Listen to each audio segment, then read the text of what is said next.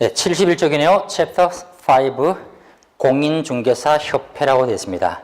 아, 협회, 단체죠? 근데 사실 요것은 법조문이 좀 기분에 안 들어요. 타이틀이 공인중개사 협회이죠? 그럼 누가 가입할까요? 공인중개사가. 그게 상식이죠. 근데 시험 나왔을 때는요, X. 그게 문제예요. 공인중개사 협회가 법의 표현 타이틀인데요. 근데 내가 자격을 갖고 있다 해서 모두가 협회 회원으로 가입한다? 그게 사실 아니에요. 실은 요 앞에 토를 달아야 돼요. 누구? 계공만. 사장님들의 단체이지 부하 직원들은 회원도 될 수 없어요. 쉽게 소속 공인중개사는 협회 회원으로 갈 수 없습니다. 왜 그런가? 그 목적 조항 보죠. 기업 공인중개사인 공인중개사, 과란에 부측의 계공인, 중개인도 포함되었다. 그래서 그들은 자질 향상 등등등등 쭉 나가서 맨 끝에 협회를 설립할 수 있다 했죠. 그럼 설립의 주체가 지금 누구라 했어요? 계공뿐이네요. 소속공들 혹은 장롱증 보유자 갈 수가 없겠네요. 기업 공개사에 한한다. 계공만입니다. 맨 끝줄 협회를 설립할 수 있다. 뭔 얘기예요 이거? 임의적 단체이지 법상 의무 강제가 없다는 얘기죠. 협회는 설립할 수 있지 해야함이 아니었다. 참조로 현재 우리 협회가 2개가 있어요. 옛날 있던 한국중개사협회, 지금은 세대한중개사협회 둘이 있습니다. 본인 마음대로 가시면 돼요. 물론 가입 의무도 없습니다. 원할 때 할 수 있다. 일체의 강제는 없어요. 근데 하나 문제는 이 같은 협회는 하나의 단체인데 그 법적 성격이 무엇인가? 그 밑에 봐요. 성격. 협회는 무엇을 한다? 법인으로 한다. 반드시 우리가 알기에 협회는 사람이 돼야죠. 법적 인격체여야 합니다. 법인이어야 하는데, 자, 문제는 그 목적을 한번 다시 염두해 보죠. 자질 향상, 품위 유지, 제도의 개선, 운영 업무의 효율성, 돈 벌자는 단체가 아니죠. 결국은 협회의 기본 성격은 비영리성이지 영리 단체가 아닌 거죠. 그래서 말할 때 비영리 법인이라 말하면 되겠습니다. 또 한편 동조직은 재산의 결합체가 아니고 누구? 기업 공개사는 사람들의 단체죠. 그러니까 비영리 사단법인이지 재단법인이 아니었다. 뭐 등등등 충분히 파악이 될 거예요. 비영리 단체이며 또 한편 사단법인이지 재단법인이 아니었다. 고로 2번 질문. 협회에 관하여 이 법에 규정된 것 이외에는 일반법인 민법을 보충 적용하겠죠. 이때 민법에 뭘 따를까요? 사단법인 조항을 따르면 되겠죠. 네, 특별법의 규정 흠결은 일반법으로 보충하라. 그러니까 본질이 사람들의 단체니까 민법의 사단 조항을 따르도록 되어 있습니다. 자, 물론 우리가 알기로 법인은 그냥 탄생이 안 되죠. 민법상 배웠잖아요. 법인격체인 사람은 크게 둘이 있다 배웠습니다. 첫째가 생명체인 자연인, 출생 즉시 사람이고 죽음과 동시에 끝나겠죠.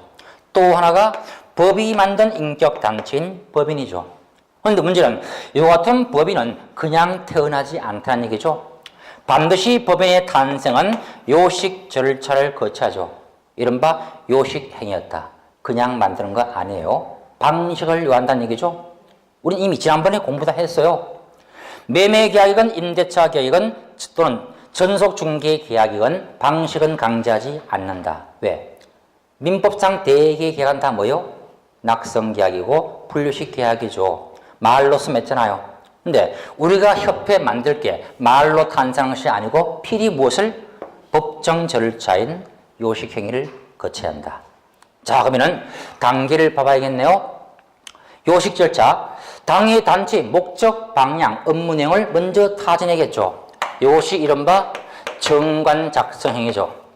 정관 없이는 단체가 탄생할 수가 아예 없다는 얘기요. 조직 내에서의 근본 규범인 정관은 반드시 만들어야 한다. 이게 뭐요? 요식 행위였다.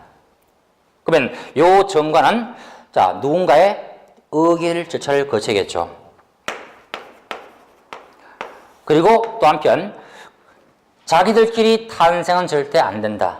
반드시 소관 부처의 확인 절차를 거쳐야 합니다. 자, 우리 협회는 지금 누가 전담하는가?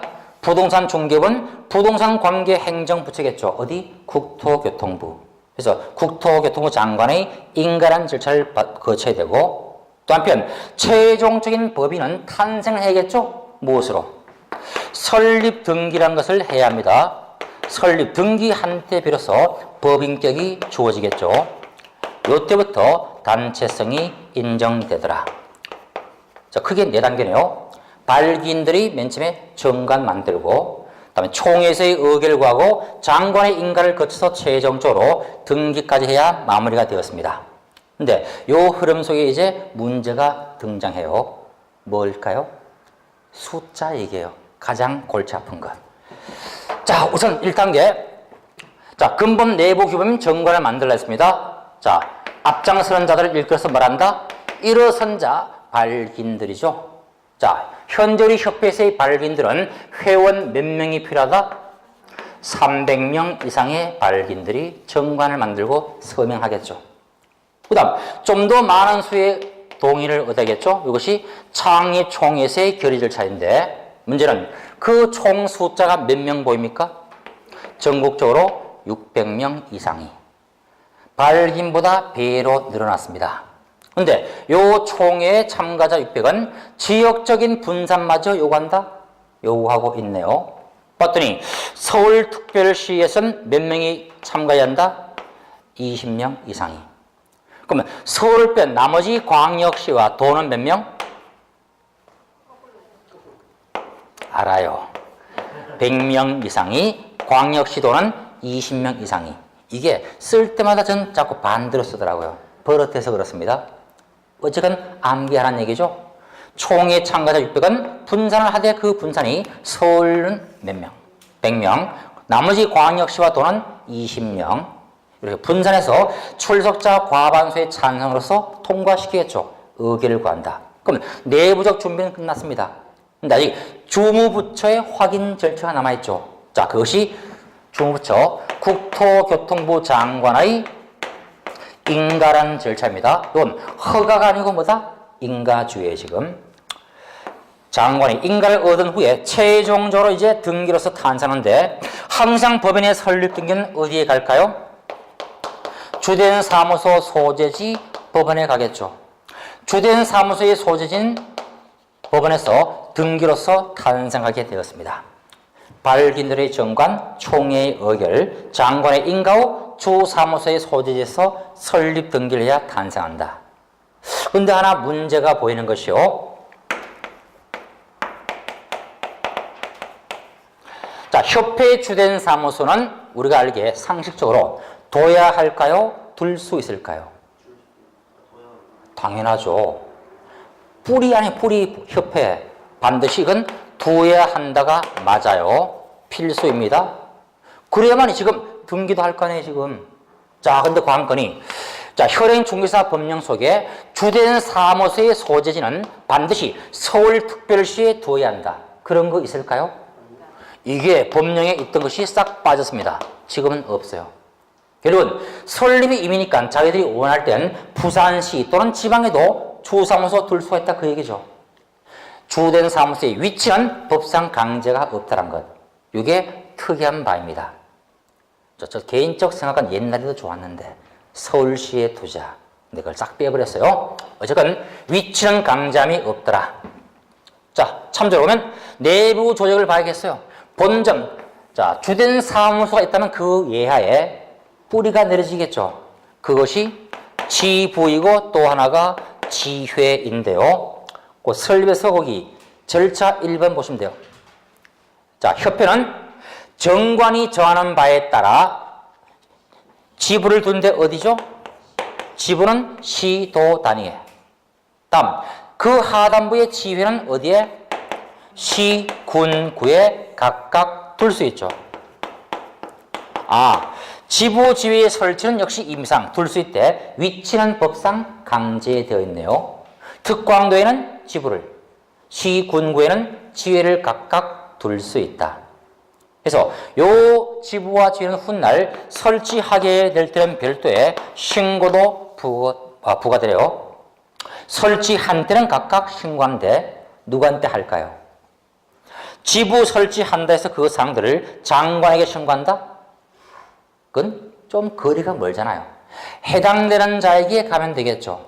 그래서 지부는 시도지사에게, 지회 설치한 때는 해당되는 자 시군구니까 시군구에게 각각의 설치 신고는 뒤에 따릅니다. 어쨌건 지부지회는 들 수 있대 주된 사무소의 위치가 법에 없다는 것, 이게 좀 특이한 바였습니다. 자, 뒤로 가보는데요. 훗날 요 협회사항들은 좀 내용이 많이 추가되었으나 쉽게 다 파악될 거요. 출제되어도 지금은 그다지 어렵게 나오진 않습니다. 다음 하나만 참조되죠. 자, 협회의 업무를 하나 봐둘 것이요. 설립의 목적과 직접 관계한 게 있겠죠. 이른바 본래적 업무, 소위 고유 업무 있고, 또 하나가 원래 협회 일이 아니나 다른 자가 맡겨서 하는 게 있겠죠. 부탁받아서 도와주더라 수탁 업무. 요 둘의 구별도 후에 할 거요. 현행법상 협회의 본래적 업무는 총 7가지가 법에 나와 있습니다. 이건 암기할 필요 없어요. 시험 몇 번 출제는 되었으나 수험생 중 틀린 사람 본 적이 없어요. 왜? 고유 업무는 아까 목적에서 대충 파악될 겁니다. 자질양상, 품위유지, 제도의 개선, 운영의 업무들 다 알 수 있어요. 그래서 가장 그 중에 중요한 것이 장차 사고 대비케 한 공제사업이 가장 중요합니다. 그래서 이 부분이 최근에 법이 개정돼서 내용이 대폭 가미됐어요. 그러면 이것 외에는 모두가 수탁 업무로 빼면 되겠죠. 이미 우리가 몇 가지 본 바 있습니다. 뭐가 떠오를까요? 연수교육이니 실무교육이니 이것은 원래 누가 해야 될 업무이죠? 누구의 업무이죠? 이건 시도의 고유 권한이죠. 근데 시도지사 바쁜 사람들이 어때요? 협회에게 너희들이 대신 좀 해달라고 맡길 수 있겠죠. 그러니까 이건 협회의 원래 업무가 아니고 타인이 맡긴 거니까 뭐다? 수탁 업무였다. 대개 시험 나올 때는 요 정도로 뜰 거예요. 다음 중 협회의 고유 업무가 아닌 것. 공제사업은 가장 중요한 것 이미 알고 있으니까 무엇? 교육 등등은 관계없더라. 빼시면 돼요. 시험 쪽도 마찬가지. 시도의 업무를 알다면 당연히 이해되겠죠? 타인의 업무니까 수탁이었다. 요 정도 이해하면 되고. 자, 나머지 공제사업은 사실 내용이 좀 많습니다. 우리 책은 간략히 포인트만 제기했어요. 사실 요 정도만 알아도 시험 문제는 거의 다 해결될 겁니다. 혹여나 삐딱한 출제위원들은 세부사항도 출제를 하더라고요. 그때는 뭐라 하면 돼요? 기분 나빠, 나 안 풀게. 넘기면 돼요. 한 개 틀려도 당나게 좌우하지 않더라. 자, 참조보죠. 1번 공제사업의 목적입니다. 협회는 개공들의 배상을 보장하기 위해서 맨 끝줄 공제사업은 해야 한다, 할 수 있다? 할 수 있네요. 강제가 아니고 임의사이다. 공제사업은 할 수 있지 해야 한다가 아닌 것 주의하시고, 물론 실제 사업을 할 때는 주무부처의 행정지도 감독을 받아야 할 거요. 첫째 표현이 사업의 전반적 사항들을 미리 규율합니다. 그래서 공제사업을 하고자 할 때는 그 운영 방침인 공제 규정을 만들어서 국토장관의 승인을 받아야 한다. 공제 규정은 장관의 승인이 필요합니다. 변경도 같아요. 공제 규정은 장관의 승인사항, 요즘만 체크하시고. 그 다음에 책임 준비금의 적립비율이란 말이 있네요. 이건 뭐죠? 훗날 실제 소원의 발발 시 협회가 신속히 피해자에게 돈을 주기 위해서 통장에 잔고가 준비되겠죠. 그 얘기예요. 그래서 얼마 정도를 미리 대비하는가? 그 대비폭입니다. 밑줄. 얼마 정도이다? 100분의 10 이상, 10%죠. 그런데 관건은 무엇의 100분의 10인가? 공제료 수입액이에요. 실제 우리가 매달 내는 공제료 있겠죠? 연납한 것도 있고, 그 공제료 수입액의 10% 이상을 적립하라. 공제료 수입액의 10%였어요. 다음 회계 관리도 엄격해야겠죠. 협회의 일반 회계와 공제사업의 회계를 섞어한다? 문제가 커지겠죠. 당연히 별도로 회계를 관리합니다. 더 나아가서 자, 책임 준비금은 함부로 딴 데 쓰면 안 되겠죠. 만약 타 용도로 사용코자한다. 이른바 전용한다는 얘기죠. 딴 데 쓰고자 할 때 미리 장관의 승인을 얻어야겠어요. 전용도 승인을 얻어야 한다. 다음, 사업을 한 다음에 운용 실적도 사업의 이른바 건전성, 공정성 위해서 외부에 알려야겠죠. 자, 그 표현이 운용 실적은 밑줄 언제 공시한다? 회계 연도 종료 후 3월 이내. 회계 연도는 각 조직마다 다를 수가 있는 거요.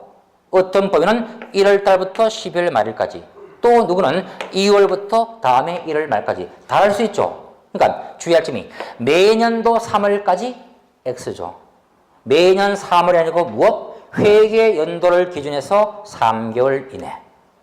회계 연도 종료 3월 이내 그 사항들을 자, 일간 신문 또는 협회부에 공시하고 신문 또는 협회부의 선택 공시하고 홈페이지는 반드시 게시하라.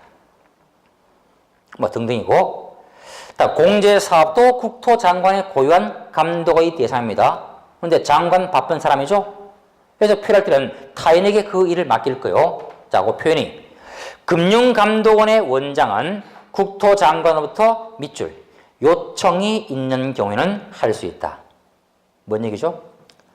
고유한 감독은 장관이 해야 하는데 다만 바빠서 맡기니까 그때는 하는 거죠. 그리고 시험 문제에서 금융감독의 원장이 직권으로 검사한다. X. 수동적이요. 국장이 요청했을 때만 할 수 있다. 뭐 나머지 재무 건전성 유지해야겠죠. 기준 작성하고 철저히 관리도 해야 한다. 그 얘기고요. 자, 8번 운영위원회가 있네요. 공제사업의 사항을 심의하기 위해서 집행을 감독하기 위해서 별도의 외부 감사기구가 운영위원회다. 특이함이 있습니다. 훗날 숫자, 자격, 임기 등도 봐야 돼요.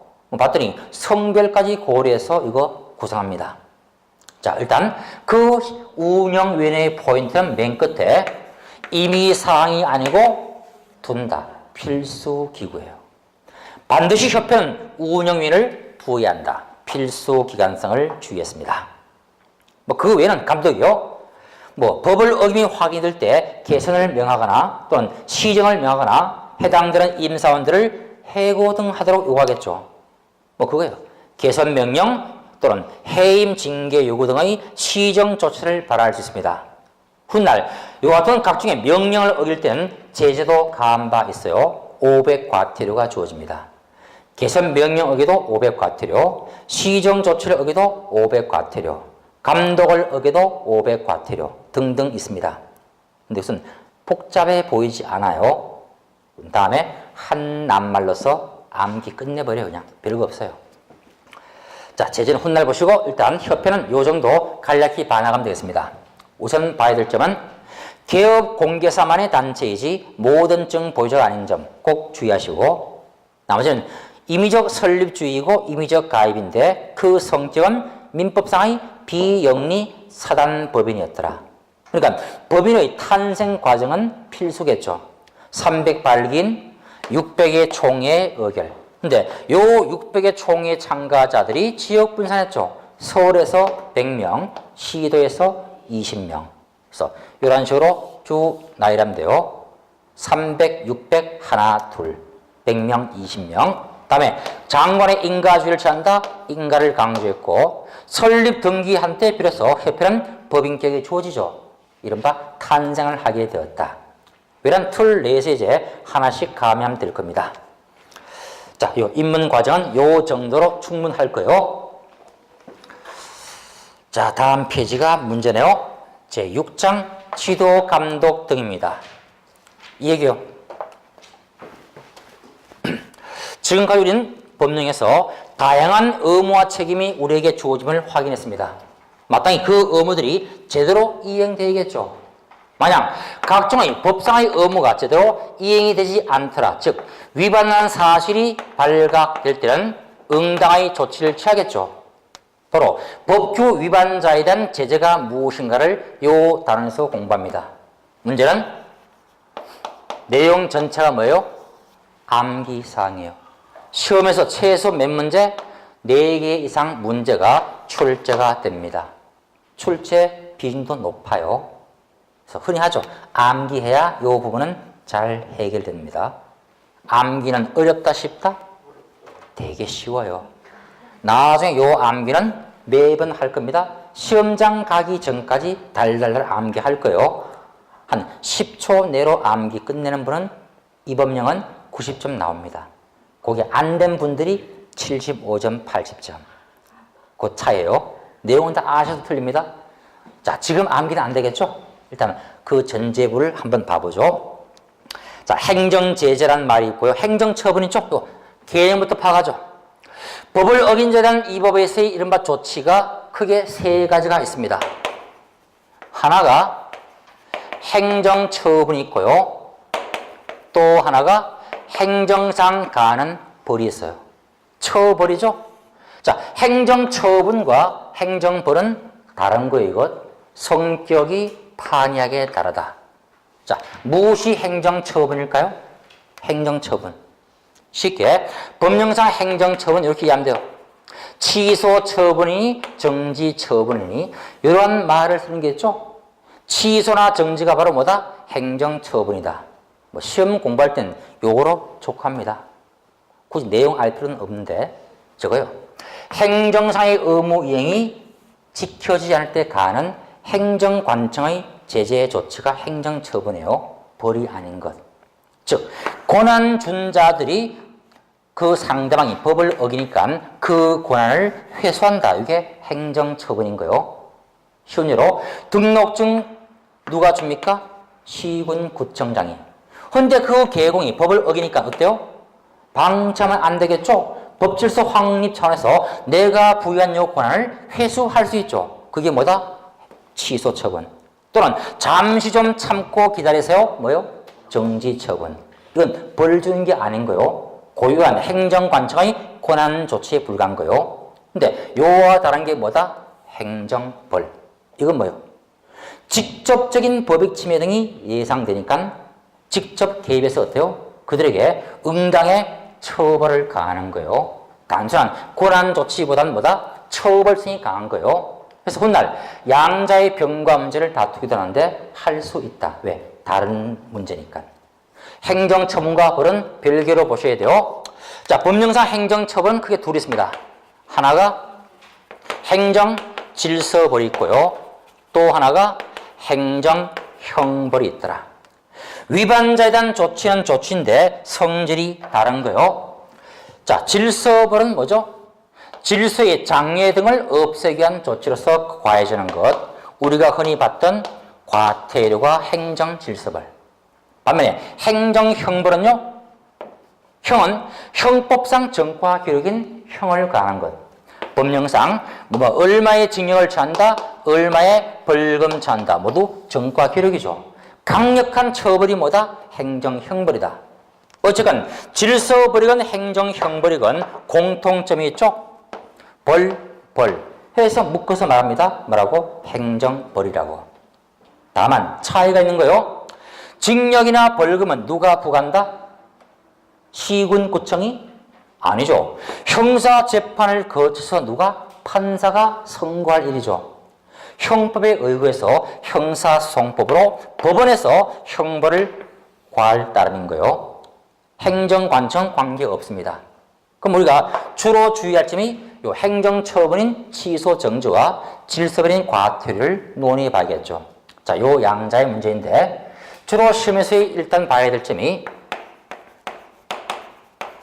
부과권자가 누구인가, 그리고 그 대상자가 무엇이고 어떤 조치가 수행되는가, 요 사항들을 항상 연결 정리하셔야 돼요. 우리 교재는 2번 박스가 보입니다. 그 사항이에요.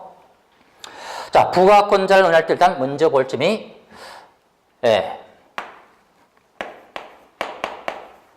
기업공인중개사, 우리가 어디에서 등록을 했습니까? 시군구청장이죠. 요 시군구를 일컬어서 뭐라 불렀죠? 등록관청이라 불렀죠. 그러니까 개공과 관계한 행정조치는 누가? 등록관청이. 네, 행정처분이건 질서버린 과태료건 누가 한다? 등록관청관이. 요 둘이 서로 맞대응돼야 되는 거예요. 그래서 실제 그 처분의 내용도 봐봤더니 자, 개공에 관한 처분이 둘이 확인됩니다. 등록의 효력을 박탈한다. 등록 취소 처분을. 또는 잠정적인 업무의 중단을 명하는 게 있죠. 업무정지. 그래서 법령상 업무정지란 말이 나올 때는 누구에 대한 조치죠? 개공에 대한 조치인 거요. 소속 공익의 업무정지한다? 그건 없다. 그러니까 처분권자, 대상자, 처분 사유가 항상 일치해 나가셔야 돼요. 예컨대 국토교통부 장관이 투기 일삼는 고객자, 개공에게 등록을 취소한다? 무효이죠. 권한이 없으니까. 권한자가 대상자에게 각각 바랄 뿐인 거요. 그럼 또 하나 보죠. 공인중개사라는 사람도 본받습니다. 누구죠? 이 법에 의하여 자격을 취득한 자죠.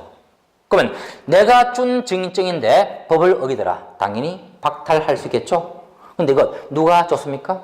시도지사가. 그러니까 자격과 관계한 사무는 오직 누구? 시도의 고유 권한이죠. 이것은 좀 더 추가해 둡니다. 시도는 시도인데 현재 일하는 장소인가 아니면 주소지인가 등인데 항상 이렇게 이해하면 돼요. 자격에 대한 것은 오로지 누구? 준자. 교부한 시도사만이 고유한 권한이에요. 그래서 교부한 시도만이 공인중개사를 대상으로 조치를 취하겠죠. 그게 뭐다? 자격 취소 처분이었습니다. 근데 하나 다른 게 있어요. 자, 중개업에 대한 업무의 정지도 존재했습니다. 마찬가지 자격과 관계에서도 중단 조치가 수반됩니다. 자격 정지가 있습니다. 근데 요 자격 정지는 누구한테 가할 것인가? 대상자를 분리해야 돼요. 교재 박스 보실 때 추가요. 자격 정지란 말 나올 땐 이렇게 주의합니다. 소속 공인중개사만의 문제. 돼요? 자, 정지에서의 주의점. 영업정지는 오직 누구? 개공만. 그러면 자격정지는 누구? 소공만. 혹여나 시험 문제, 교부한 시도는 기업 공인중개사에게 자격을 정지한다? X. 개공은 자격정지가 나올 리가 없습니다. 그러니까 이것을 많이 혼돈하더라고요. 그래서 자격정지는 오직 소속공, 업무정지는 기업공, 개공만이었다. 대상자의 관계를 위에 두시고, 자, 더 나가서 국토교통부 장관도 관계 부처였죠. 국토교통부 장관도 어떤 면에서의 권한을 바랍니다. 자, 지난번에 우리가 한 게 있어요. 거래정보망이 있죠. 유통망. 누가 지정하죠? 장관이. 그러면 지정받은 거자가 법을 어길 때는 조치를 취하겠죠. 거래정보 사업자에 대해서 국토교통부 장관은 행정상 조치를 취할 겁니다. 지정을 준 자가 법을 어기니까 그 지정을 마땅히 박탈할 수 있죠. 지정 취소 처분을. 정보 사업자에서 국장이 지정을 취소한다. 뭐 똑같아요. 뭐 등록 관청이 지정 취소한다. XX. 권한이 없으니까 항상 옆으로 일치해 나가셔야 돼요. 장관이 자격을 박탈한다? 무효. 권한 없으니까. 권한자가 대상자에 대해서 가할 뿐입니다. 물론 정보 사업자에 대해서는 영업정지란 것은 존재하지 않아요. 오직 취소만이 있습니다. 자, 이렇게 일단 박스를 이해한 것은 충분히 이제 끝났을 거예요. 근데 하나 더 볼까요? 자, 협회도 우리가 방금 봤습니다. 국토장관이 인가함으로써 등기가 가능했죠. 당연히 국토장관의 감독을 받을 겁니다.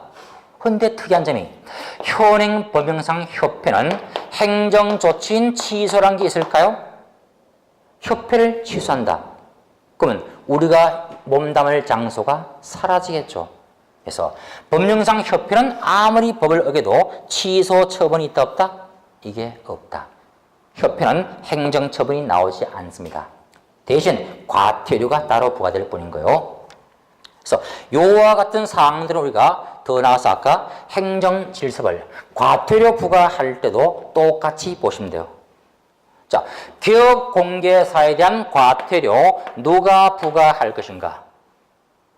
자, 우리가 뭐 휴업 등 신고 안 했다? 100만 원 과태료 받습니다.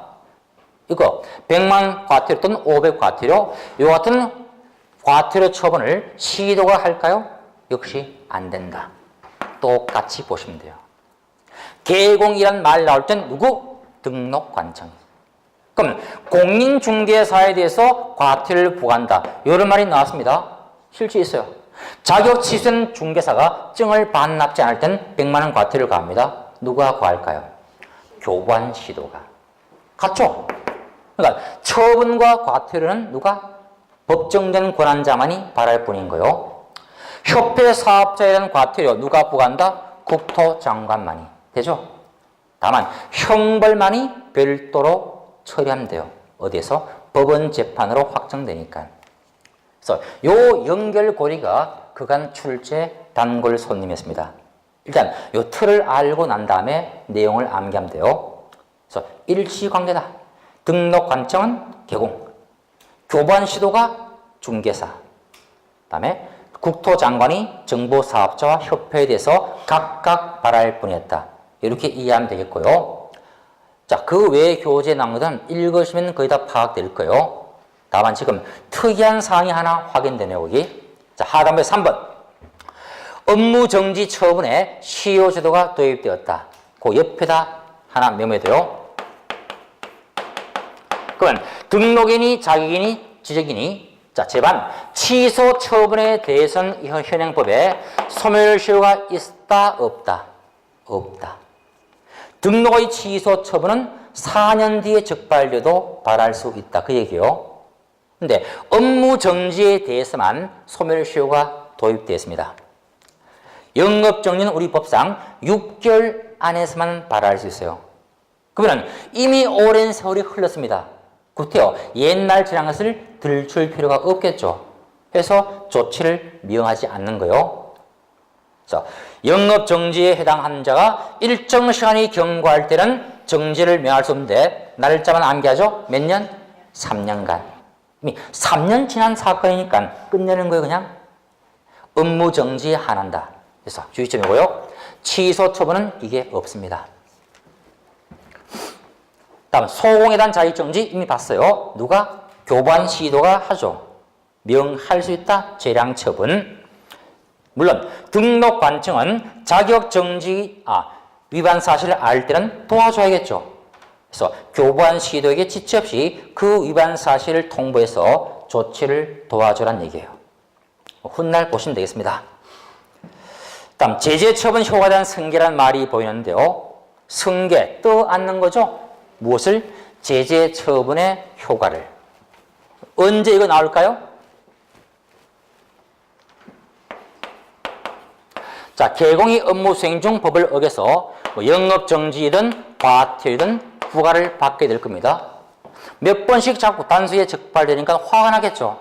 해서 도중에 어떻게? 폐업을 할 수 있을 거예요. 근데 몇 달 쉬었더니 몸이 근질근질해요. 나 돈 좀 벌어볼래. 해서 다시 뭐합니까? 재차 등록을 할 수 있죠. 이들을 뭐라 그런다? 재등록 개공이요. 재등록한 기업중개사. 자, 근데 이들이 아무런 일이 없다듯이 그냥 일을 할 수 있어요? 옛날에 어긴 사실이 그냥 묻어질까요? 폐업한 데서 싹 사라지면 좋겠죠. 근데 이것이 허용되면 업무정지나 과태료 둘 필요가 없겠죠. 법을 어기고 문 닫고 또 오픈하고 법의 위신, 법의 목적이 실현이 안 되겠죠. 그래서 뭐라고? 요 위반 사실을 너가 어떻게 떠안아서 일하란 얘기요. 그래서 훗날 다시 어떤 위반 사실이 적발될 때는 어찌한다? 누적 처분해서 조치를 취하게 되는 거요. 이것이 훗날 누적 관계를 암기할 때 활용됩니다. 그래서 1년 안에 몇 번 해당할 때는 취소해야 하고 몇 번 할 수 있고 몇 번은 업무 정지를 가하고 이러한 조치가 훗날 구별될 거예요.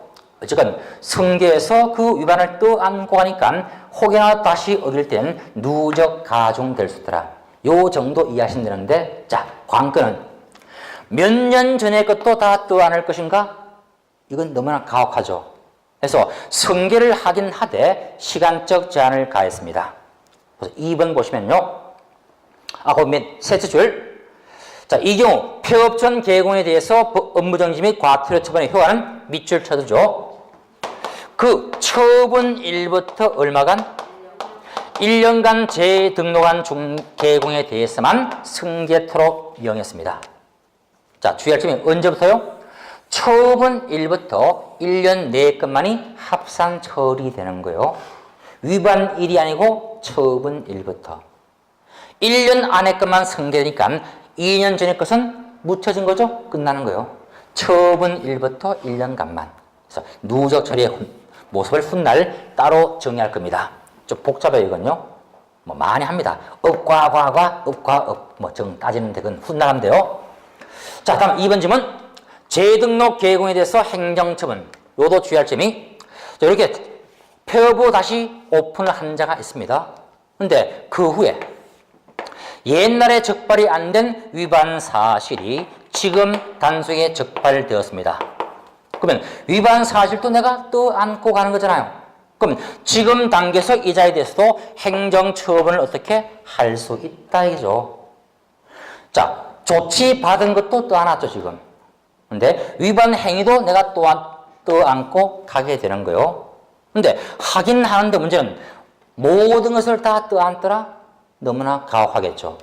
그래서 원칙은 이렇게 떠안아서 취소나 정지 처분을 할 수 있는 것 좋아요. 근데 단서가 붙어 있습니다. 즉, 폐업이 이미 오랜 세월이 흘렀습니다. 그때는요, 참작해 줘야 한다는 얘기예요. 그래서 그 표현법 보죠. 만약에 폐업 기간이 3년을 이미 넘었습니다. 우리가 등록 취소 당할 때는 3년 동안 업에서 손 떼야 합니다. 이미 스스로 3년 푹 쉬었으니까 할 필요가 없잖아요. 이때는 취소 처분을 하지 못한다. 마찬가지 폐업의 기간이 1년이 이미 지났습니다. 이때는 영업정지를 부과할 필요가 아예 없어요. 법상의 업무정지는 길어봐야 6개월 안에만 가하니까 이미 1년 쉬었어요. 끝난 거죠. 그러니까 1년 경과할 때는 무엇을 정지를 못하고 이미 3년이 지났으니까 취소 처분을 바라지 않는다. 면제한 얘기죠. 그래서 원칙은 처분을 할 수 있대 폐업이 오랜 세월이 지나니까 때에 따라 면제받더라. 그래서 이 기간 3년, 1년을 정리하면 되겠습니다. 시험 낼 때는 사례식 출제도 대비하면 되겠죠. 몇 월 며칠이 뭐였고 어떻고 따지면 그게 1년 아닌가 바뀐가 먼저 검토하시고 누적 합산을 하면 될 거예요. 자, 다음 끝에 6번. 이른바 친목회에 대한 규제가 새롭게 가미되었죠. 이것 지역에서 흔히 발생하는 거죠. 똘똘 뭉친 사람들이 있습니다. 각 지역마다 친목단체들. 독점 및 공정거래법상의 시정조처나 과태료가 가해집니다. 그 형태는 각양각색인데 시험 나올 때는 세부상 잘 묻지 않더라고요. 뭐 친목회를 만들어가지고 뭐합니까? 1단계 진입장벽 만들어버리죠. 우리 외에는 회원 안 받아줘. 둘이 요들이 똘똘 뭉쳐서 또 뭐 할까요? 가격 조절 들어가죠. 다운 못하게끔 막아버리고 또는 부당행위다 막아버리고 그죠? 등등 여러 가지 우리 법의 목적 파악하는 행위를 할 겁니다. 그때 누가 공정위에서 제재를 가하겠죠. 시정조치나 과징금이 있습니다. 근데 요 과징금 시정조치도 우리 법령은 반영합니다. 일정 기간 내에 몇 번 해당할 때는 이 법상 조치를 따로 가해버려요. 시장 질서 교란자들이니까 누적 조치를 가합니다. 나중에 2년간에 2번 이상 둘둘 암기법 도입됩니다. 그때 보시면 돼요. 자, 이제 D를 가보는데 문제는 이거 암기만이 살 길이라 했습니다. 나중에 구별합니다. 등록의 취소는 둘이 있어요. 기소, 취소, 재량 취소. 반드시 해야 한다 또는 취소할 수 있다. 암기합니다. 근데 자격은 필히 취소해야 하고 단 업무 정지나 자격 정지는 명할 수 있다. 재량 처분이에요. 그다음에 지정 취소할 수 있다. 재량 처분들. 각각 사유를 훗날 봅니다. 자, 다음 페이지 나와보죠. 행정 형벌이 먼저 보이는데요. 자, 형벌은 형법상의 정과 기록인 벌을 가하는 거죠. 우리 법령은 딱 둘밖에 없다 했어요. 첫째, 징역형, 가두고 일시키는 거죠. 둘째가 재산형, 벌금을 부과하는 것들, 벌금형이다. 모두 법원 판단에서 내려진 것들, 행정부처와 관계없는 것 알고 있습니다. 근데 처벌이죠. 그러니까 함부로 하지 못할 거요. 이는 법의 목적을 직접적으로 어긴 자, 투기를 일삼더라 등등은 형벌 등을 가할 겁니다. 우린 아까 금징위를 봤잖아요. 시장 교란행위였죠. 그래서 무거운 것은 3년짜리, 약한 것은 1년짜리 두 개 보이네 지금. 3년 이하 3천 이하 벌금, 1년 이하 1천 이하. 그러니까 강약 따라서 구별하면 돼요. 참조로 3년 2천만 암기해도 1년 1천은 대충 파악되겠죠. 우리 공부할 때는요, 작은 것 먼저 암기하고 많은 것은 후에 암기하면 돼요.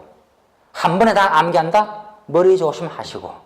그리고 3년 3천 사유는 현행법상 5개밖에 없어요. 근데 1년 1천은 10여 가지가 넘습니다. 참 많더라고요. 그래서 그냥 이미 우리는 3가지 암기했으니까 둘만 추가하면 돼요. 법의 목적을 가장 심히 어긴 자. 누가 떠올라요? 우리 중개사 제도의 본질은 등록제였습니다. 그러면 등록의 본질을 어긴 자 누가 떠올라요? 무등록 중개자 용서 않겠죠? 얼마? 3년 3천. 누가 서류 위조에 의해서 부정 방법으로 등록증 받음이 확인되었다. 용서가 안 되겠죠? 3년 사유. 오늘 암기 끝났네요. 무등록자, 부정등록자, 그리고 아까 증서, 직접거래 쌍방들이 미등기 전매 기획자. 이게 다예요. 무부정직상투 3년. 이거 훗날 암기합니다. 1년은 많으니까 그때 가시고요. 지금 해봐야 머리 아프니까 있다 느낌만 가지고. 근데 오히려 이걸 봐야 돼요. 행정형벌이 나올 때 항상 떠오르는 게 있습니다. 뭐죠? 범죄자 본인만 벌함이 아니고 또 한편 누가 있더라?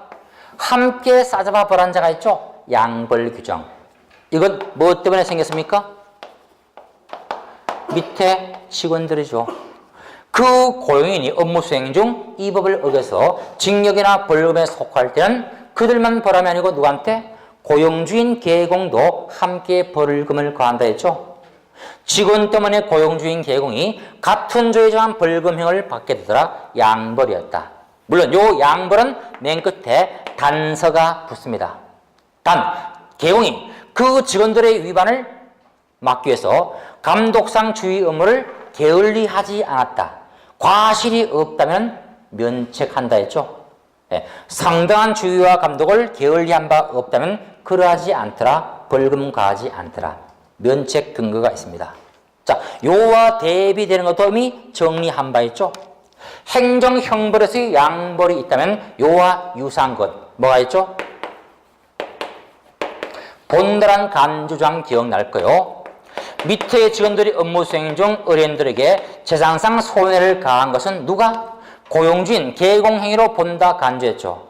고로 직원과 계공은 연대해서 함께 책임지더라. 그죠? 근데 요 같은 재산상 민사상 배상 책임은 면책 조항이 있습니까? 단서가 없다 했죠. 근데 형벌은 개인에 대한 심각한 처벌이죠. 그래서 관리 감독을 소홀히 한 바 없다면 벌금을 과하지 않더라. 면책 조항을 둔 바 있죠. 요 차이도 기억날 거예요. 그래서 같은 취지 문제. 형벌은 뭐가? 양벌이 도입되어 있고 민사상 배상 책임은 본달한 간주 조항에서 고용주도 책임지되 관리를 아무리 잘해도 면책받을 리가 없더라. 이런 차이를 봤습니다. 자, 주의점. 형벌만이 뭐가 있다? 양벌이 있다. 그럼 반대로 만약 밑에 직원들이 업무 수행 중 과태료에 해당할 때도 양벌 가할까요? 그거 없어요. 과태료는 개인의 문제죠. 징역 벌금에 대해서만 양벌을 다툴 뿐이었다. 양벌 규정은 형벌 파트에 도입시키고요. 다음 과태료 질서벌은 이미 봤네요. 아까 행정처분과 연결하자. 누가 누구한테? 고난자가 대상자에게 각각 하더라. 그래서 등록관청이 계공에게 과태료를 또는 교관 시도가 중개사에게 과태료를, 국토장관이 협회와 사업자에게 과태료를 각각 부과한다고 봤습니다. 참조로 500 이하의 과태료에서 특이한 점이 보입니다. 거래정보 사업자 있죠? 그 다음에 맨 끝에 협회가 있죠? 예, 요 둘을 먼저 묶어요. 법령상 협회와 거래정보 사업자는 오로지 500 과태료 뿐입니다. 100만 원짜리, 3천만 원짜리 없어요. 그래서 협회 사업자는 얼마? 500이다. 끝났어요. 중개사 협회와 거래정보 사업자가 법을 어길 땐 오로지 얼마? 500의 과태료만 받을 뿐이죠. 협회 사업자의 뭐다? 운명이다. 얼마? 500짜리. 운명. 이렇게도 암기가 흔히 됩니다. 협회 운명은 500이지 100이 없어요. 사업자의 운명도 500이지 100이 없다. 눈치 빠른 분은 앞에 공부한 것 살짝 떠올릴 거예요. 운용실적 미공시, 명령불응, 명령불응, 명령불응 그거예요. 운용실적 미공시. 정보사업자는 운영규정 어겨서 정발, 일할 때 그런 얘기예요. 운명장난이 이들은 500. 반면에 개공의 운명은 500이다. 그거 아니에요. 개공의 500은 딱 둘이 있어요. 연수교육 안 받을 때 그리고 확인 설명 안 할 때 그때만 500입니다. 근데 공부하실 때 이런 키포인트 몇 개만 암기해도 어때요? 한결 수월하게 정의될 겁니다. 자, 일단 이렇게 해서 지도 감독 파트는 주로 암기 사항만이 존재하는데 문제는 지금은 해결이 안 된다. 1단계는 권한자, 대상자, 그리고 조치 모습을 연결고리로 이해하자. 그 정도 파악하시고 그 외의 것들은 암기로서 끝내면 됩니다. 자신 있죠? 한 3월쯤 가면 암기 다 끝나는 거 이건요. 이거 안 하면은 고득점 안 나오니까 한 3월 중순쯤 암기표 드릴게요. 한 10장쯤 됩니다. 10장이요? 작아요. 공법, 세법은 암기할 건 몇 개 나와요. 공법은 더 많습니다. 근데 뭐요? 어려워서 우리가 안 할 뿐이죠? 그걸 안 하니까 득점이 안 되는 거예요. 하세요. 자, 오늘 여기서 마치고 다음 주에 뵙겠습니다. 수고하셨습니다.